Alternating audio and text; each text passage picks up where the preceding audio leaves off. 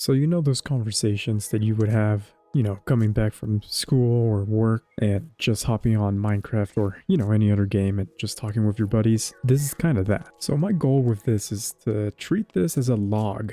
Really a log for myself, but I'm also trying to get comfortable in talking within my current environment and just talking in general to the mic. And you probably saw the title, and it's a combination that I really haven't seen on YouTube. I'm not really sure how it's gonna go in terms of reaching people, because again, I want to start off by just talking about my day or my week and having Minecraft gameplay or cinematics in the background. But I do need some sort of platform to kind of move and evolve away from just using Excel or Google Sheets to track my fitness and my goals to something I can kind of look back, expand my knowledge, just trying to throw my ideas out there and the method of my physical training and overall mindset. So consider this Minecraft in Gym episode 1. So I don't really do New Year's resolutions traditional sense. However, I do think it's a good symbol, a good symbolism of renewal or rebirth.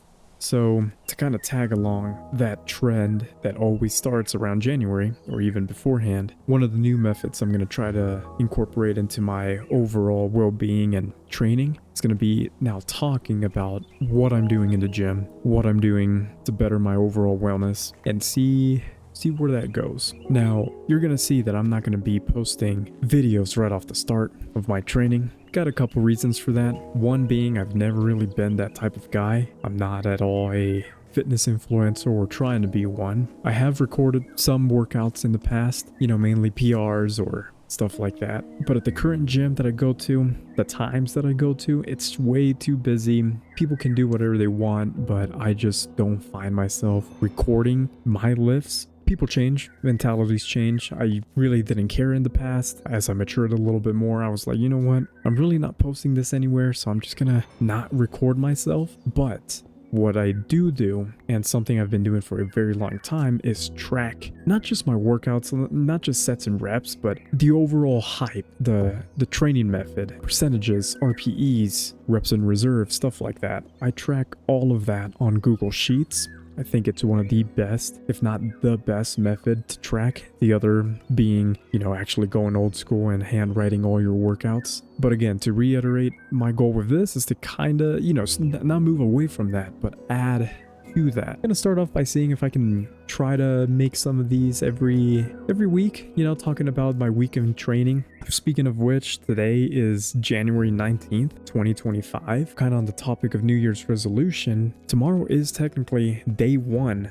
of my 2025 fitness journey for this year. Now, I've been training for years. I'm also a online coach, and I've been a personal trainer for about 7 years now.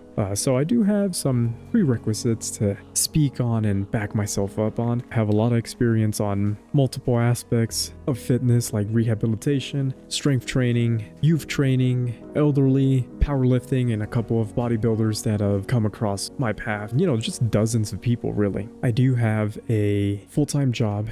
I work in healthcare alongside of me also training people. Now, I used to do personal training along with my full-time job, basically almost 2 full-time jobs for about 2 years, and that just got way too chaotic, and I really didn't have any time for myself.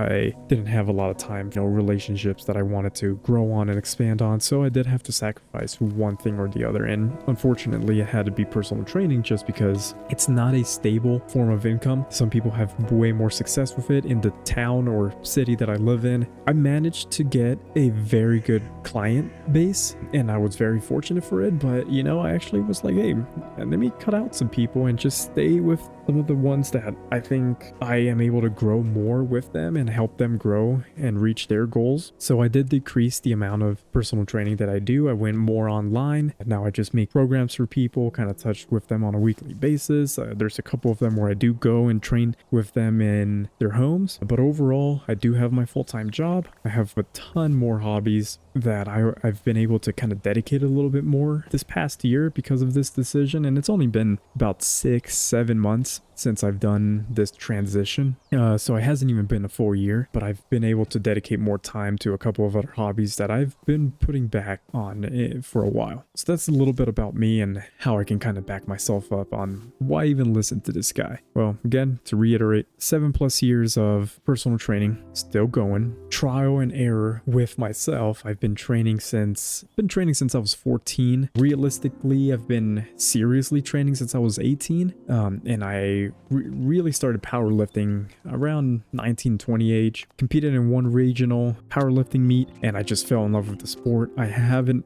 gone to another powerlifting meet, but I do hope on going to a couple, the regional or statewide. But overall, I have progressed so much in the past few years in my training, where right now I feel the healthiest, the strongest, and I'm helping my clients kind of pursue that type of it is truly a lifestyle, but for some it may not be. It's just something they want to do, something they are trying to get into and see if what potential may lie. Maybe some people just started a little bit too late than what they would have wanted. But overall, I love the sport. I love lifting weights. I love being fit. That's the thing, is over the years I've transitioned to not just full-blown powerlifting, but I remember when I was 20 and 21, kind of when the whole shutdown situation happened throughout the world, I was just eating, I was bulking, getting strong, and I was at my strongest, technically speaking, in terms of weight at that time. I didn't feel or look the best. Was definitely pushing a little bit on the overweight scale. Now,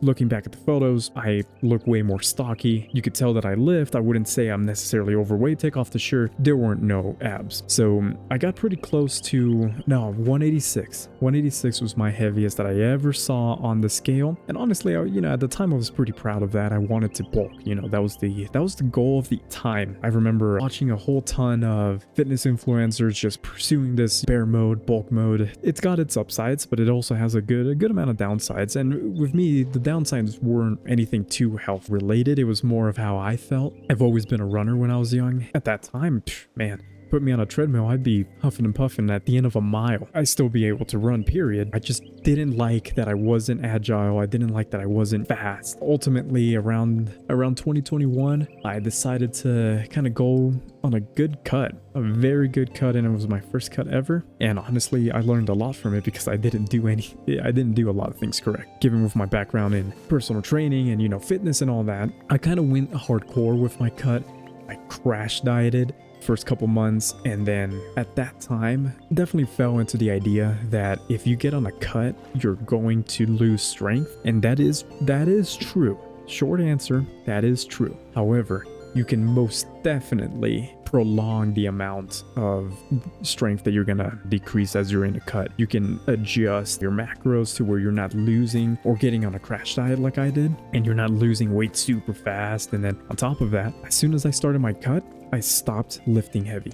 I went completely into a hypertrophic mindset, but overall what happened is I lost a lot of strength that I really didn't need to. And because I wasn't necessarily pushing as hard as I did, I most definitely lost a lot of the hard-earned muscle that I gained. Now, I went from 186 down to 155, around 155, 160, and I looked good. I looked my leanest that I had ever been within that time frame. I was obviously smaller and lighter in high school. Once I hit around that 155, 160, I was like, you know what? This is a pretty good place to stop. I wasn't super ripped, but I decided to kind of get back into powerlifting a little bit and see where my strength was. And honestly, it came back fairly quick. I did struggle on a couple of lifts, especially, upper body movements like the bench press. Took a huge hit. The way I was programming back then and the way I program now is, man, it is huge. It's a huge difference. If I had my younger self to train, I would not tell him to do what I did. I would have him do a strength style program throughout his entire cut still. Obviously, he will lose a couple percentages off of his max lifts, but if he didn't do what I actually did, man, I would have made a little bit more progress. I'd be in a little bit more advanced stage. I would be right now if it wasn't for that crash dieting method. Now, did that work? Sure. But is it the best method? No, not even close. Again, trial and error. I showed all my clients like, hey, a person like me can actually lose a good amount of weight within a reasonable amount of time in a reasonable, healthy way to look good, feel good, you start running a little bit more, start going on hikes more, just feel a little bit better in your own skin. And that's ultimately why I wanted to get on a cut, is I didn't feel good in my own skin. Fast forward, got stronger, had to go through a couple of health-related things that pushed me back a little bit, but I did use that to my advantage, and I can expand on these topics a little bit more if I want to, or some interest out there grows. These health-related things prevented me to continue maxing out or even lifting heavy for a few months, unfortunately. And when I was in recovery, I completely used that towards my advantage, and I was like, you know what? Weighing in at 155, been sitting here for a little bit after my cut. Let me go on another cut, but this time, let me do it correctly. And on top of that, let me just transform my entire method of training. I couldn't lift heavy, so I went more on the hypertrophic type of end, focused so much on form, on everything. And I went down from 155 to 139, 138, 139, leanest I had been, lightest I had been since sophomore, junior year of high school. Man, I looked good. And sometimes I'll look back at those photos and I'm like, shit, I kind of want to go back there. However, I'm not far from there now, because right now, and this is the hard part, I believe, and you know, studies show this as well, and more people can testify, what's really hard is the maintaining phase. To maintain or main gain, slowly bounce around a certain weight, you know, let's say if you weigh 140, you're bouncing around 145 for an entire year, and at the end of the year, you're weighing like 144, 145. Hey, you actually made some gains. You look pretty lean. Your strength maybe didn't shot up as it used to, but you've made progress in everything. And you feel good and you look good. So that's kind of where I was. I dropped from 189 to 139, excuse me. Got on the surplus again, and I went back up to 143, 144, about a 3-4 month little caloric surplus.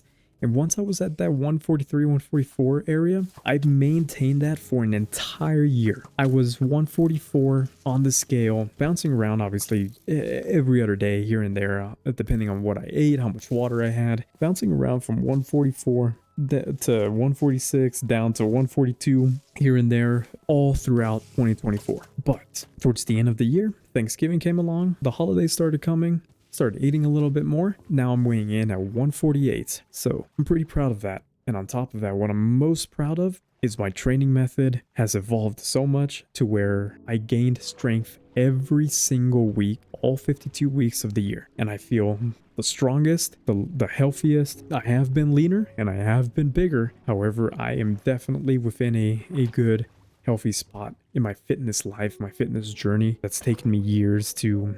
And you're never going to perfect it. You're always going to learn. But it's taken me years to find something that works for me while trying to help countless others. Trying to help family members, people that I'm very close to, my relationships, all that. I'm trying to tell them, hey, this works, this doesn't work, but go ahead and try to do, you know, whatever you think. Here's my advice. Take it if you want. Yeah, no, the past year has been very successful in terms of strength training.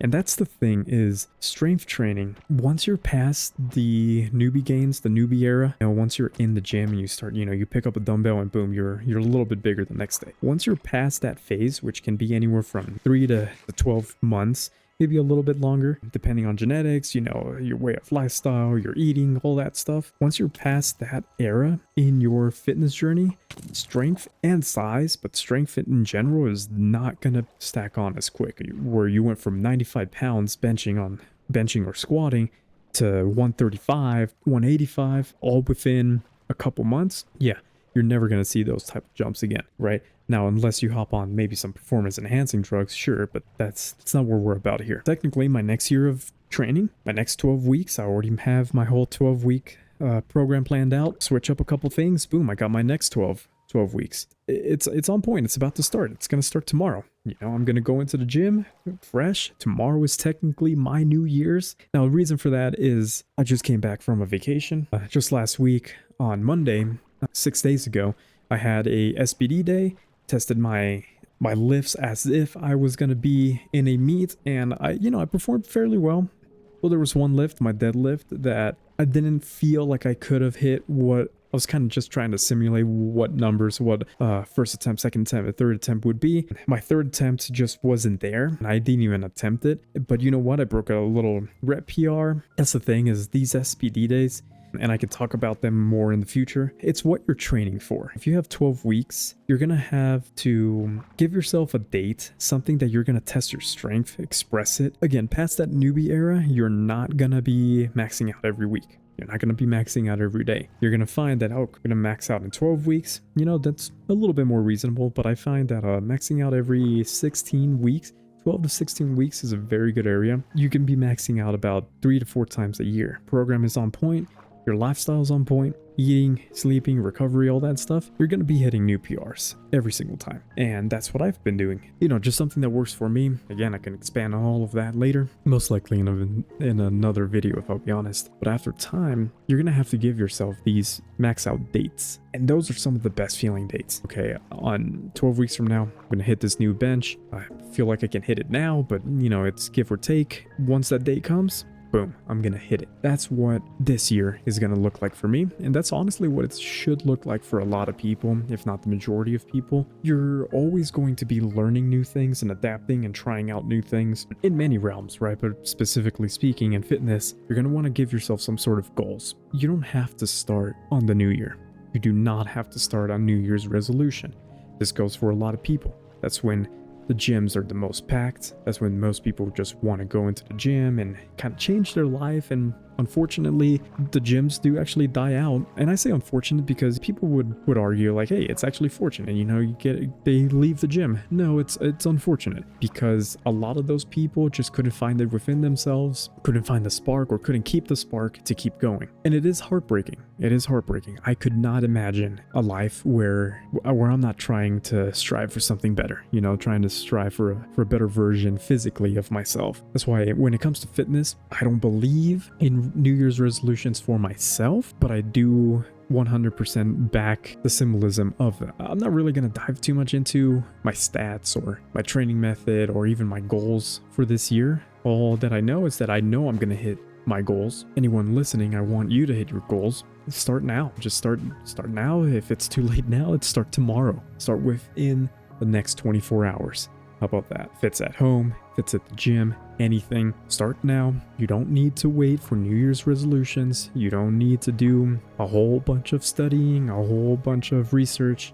Just start and you're going to learn on the way. To kind of close this up and give a reason as to why I'm playing Minecraft in the background. Again, I'm not really the type of guy to record. I am waiting on a couple of life scenarios to, you know, situate themselves so that I can build my home gym. I do have a pretty nice squat rack Smith machine combo that I purchased earlier this year, and I haven't built it. I have a good amount of specialty bars, a bench, treadmill, all that stuff that I can put in a garage. Unfortunately, I just don't have that space right now. If I do feel comfortable, I feel like it is, on at least on my part, an invasion of people's workouts when I try to set up my camera to get a good angle and stuff like that, to get a couple of lifts. I'm not gonna do that. I haven't done that. I do believe in recording your movements and recording your workouts. I record my clients. I have them record and send me their videos so that I can form check and stuff like that. So that's a whole different story. Again, it's just me in the gym as to why I'm not recording, or at least starting out a YouTube channel like that of just posting my workouts. I 100% intend on showing my workouts and my progress and stuff like that. Right now, I just can't. And the gym I go to, it's just too busy, way too busy, at least at the times that I go to. I do go to another gym here and there for a couple of special lifts, I guess you could say, or it is a little bit more fancier on some ends, but on others, you know, not so much, so I don't go there too often. Maybe there I'll record some movements. That's not my goal. My goal is just to help myself, help whoever is listening, to just have something, you know, playing in the background, maybe on your drive to the gym, or something to think about. This was a little bit more focused on me and my background. Not every video is going to be like this. This is the first video, and let's see how it goes.